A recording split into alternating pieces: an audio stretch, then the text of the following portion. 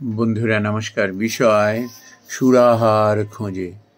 বন্ধুরা, যখন কোনো নারী পুরুষের দ্বারা অত্যাচারিত হয়ে নিজেদের জীবন বিপর্যস্ত করে তোলে না, তখন এই ব্যাধি কেবল ওই সংসারটাকে তো কুড়ে কুড়ে খায় না, সমাজেও এর প্রভাব পড়ে, কুপ্রভাব পড়ে। কিন্তু অত্যন্ত দুর্ভাগ্যের বিষয়, আজকাল কিছু নারী সেই একই রোগের শিকার হয়ে, সংক্রামিত হয়ে কিভাবে তার স্বামী কিংবা পরিবারের লোকজনদের উপরে কিভাবে তারা অত্যাচার করে চলে, একবারও এরা ভেবে দেখে না যে ছোট ছোট ছেলে মেয়েগুলো এসব দেখি কি শিখছে। তাদের ভবিষ্যতের কথা একবারও তারা ভেবে দেখছে না যে এই ছোট ছোট ছেলে মেয়ের অবচেতন মনে এ কি সাংঘাতিক কুপ্রভাব পড়তে পারে। বন্ধুরা, বিষয়টি নিয়ে প্রায় সপ্তাহখানিক আগে কলকাতার একটি দৈনিকে আমি লিখেছিলাম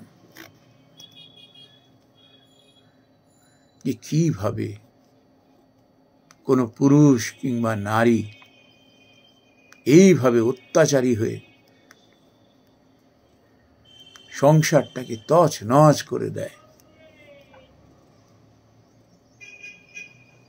তারা যেমন নিজের কথা ভেবে দেখে না, পরিণামের কথা ভেবে দেখে না, তেমনি সংসারে আশ্রিত বয়স্ক মানুষদের কথা ভাবে না ছোট ছোট ছেলে মেয়েদের, সন্তানদের কথা। এই দুদিন আগে এক ডাক্তারের চেম্বারে এরকমই এক ভদ্রমহিলার সঙ্গে পরিচয় হলো। ভদ্রমহিলা এক ইএনটিকে দেখাতে এসেছিলেন। 70-এর কাছাকাছি বয়স হবে। চোখে মুখে ওনার যেন উদ্বেগ আর যেন চাপা, যেন তার মধ্যে কষ্ট, সেটা লুকিয়েছিল। তো কান পরীক্ষা করতে এসেছিল। যে ডাক্তার বললেন, আপনার কানের পর্দা ফুটো হয়ে গেছে, তো কানের মধ্যে জল কি করে গেল? ভদ্রমহিলা ওই ডাক্তারের সহানুভূতিশীল কথাবার্তায় যখন সে জিজ্ঞাসা করলেন, ডাক্তারবাবু আপনি একা একা এসছেন, আপনার তো দেখে তো মনে হয় না যে আপনার শরীর ভালো। ভদ্রমহিলা তখন আর নিজেকে ধরে রাখতে পারলেন না। তারপর নিজের কাহিনী বললেন। ওই যে কানে যে ফুটোটা হয়েছে, তার যে ছেলের বউ, তাকে ওই রকম ভাবে তার গায়ে ওই রকম জল ছিটিয়ে ছিটিয়ে দেয়। পাত্রের মধ্যে জল নিয়ে মুখের উপর ছুঁড়ে ছুঁড়ে দেয়। সেই জলই গিয়ে এই অঘটনটি ঘটিয়েছে। তারপর মানুষ কোন পর্যায়ে সইতে সইতে চলে গেলে পরে ভেতর থেকে তার এই আর্তনাদ বেরিয়ে আসে। তার যে ছেলের বউ,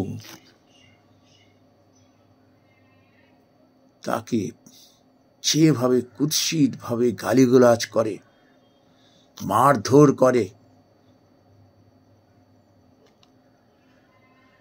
সে আর বলে পরিবেশটা না খারাপ না করাই ভালো। আমি একটু অবাক হলাম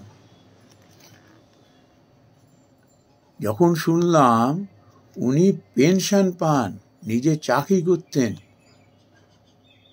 এবং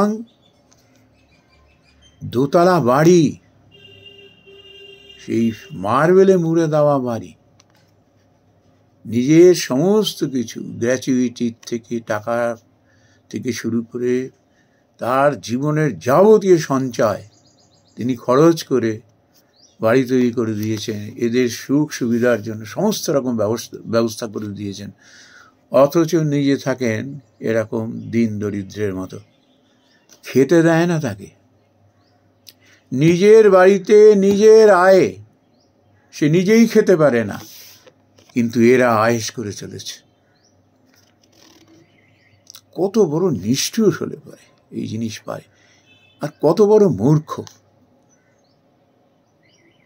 যার পেনশনের টাকায় সংসার চলে, বাচ্চাদের পড়াশোনা হয়, ঘর দুয়ারের মেনটেনেন্স হয়, তাকেই কিনা এরকম অভুক্ত রেখে তাকে পীড়ন করে, মারধর করে, গালিগালাজ করে নিত্য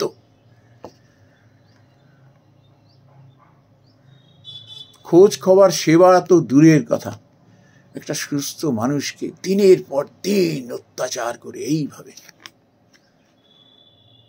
তিনি এও বললেন, ঘরের মধ্যে যিনি চলাফেরা করেন না, তাকে মেরে ফেলারও পর্যন্ত কৌশল করা হয়। হঠাৎ করে পা বাড়িয়ে দেয় যাতে বৃদ্ধা পড়ে গিয়ে একটা অঘটন ঘটুক। কয়েকবার চেষ্টা করেছে, যত করে সেও সতর্ক হয়ে যায়। আমি তখন বললাম যে আপনি এসব সইছেন কেন? আপনার পয়সায় তারা খায়, তারা পড়ে, আর আপনার উপরে অত্যাচার আপনি সয়ে যাচ্ছেন। এর উত্তরে ওই মা যা বললেন, আমি শোনার পরে আমি বাকরুদ্ধ হয়ে গিয়েছিলাম। তিনি বললেন এরকম, বাবা সবই বুঝি, আমি এও জানি আজকে যদি আমি এই বিষয়টা নিয়ে আমি আইনের আশ্রয় নিই, এদের বাড়ি ছাড়া করে দেবে। ওই রকম আহত অবস্থায় আমি থানায় গেলে পরে খুব ড্রাস্টিক অ্যাকশন হয়ে যেত, আমি তাও জানি। আমি এও জানি আমার পেনশনের যেদিন বন্ধ হয়ে যাবে মৃত্যুর পরে, এরা না খেয়ে মরবে। তবুও আমি নিতে পারি না কোনো ড্রাস্টিক অ্যাকশন। কেন জানেন? আমার দুর্বলতাটা কোথায়? আমার ঘরে দুটি ছোট ছোট নাতি নাতনি আছে, তারা পড়াশোনা করে, তাদের ভবিষ্যৎ নষ্ট হয়ে যাবে। ওই জন্য আমি পড়ে পড়ে মার খাচ্ছি। আমার ছেলে পড়ে পড়ে মার খাচ্ছে। কথায় কথায় তাকে 498-এর ভয় দেখানো, কথায় কথায় থানা পুলিশ করা, একেবারে নরক করে রেখে দিয়েছে। তবু আমি সয়ে যাচ্ছি, পিঠ পেছে মার খাচ্ছি ওই ছোট ছোট ছেলে মেয়েদের কথা ভেবে। একতরফা আর কত করবে, মারুক।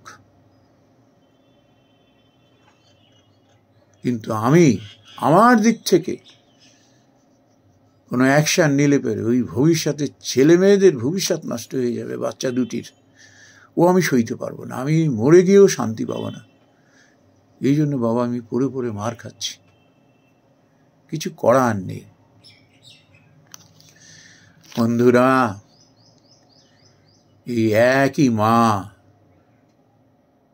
কখনো এইভাবে মহিষী হয়ে ওঠেন, আর সেই নারী এইভাবে অত্যাচারী হয়ে 5 জনের বেঁচে থাকা এক অভিসম্পাতের দিকে ঠেলে নিয়ে যায়।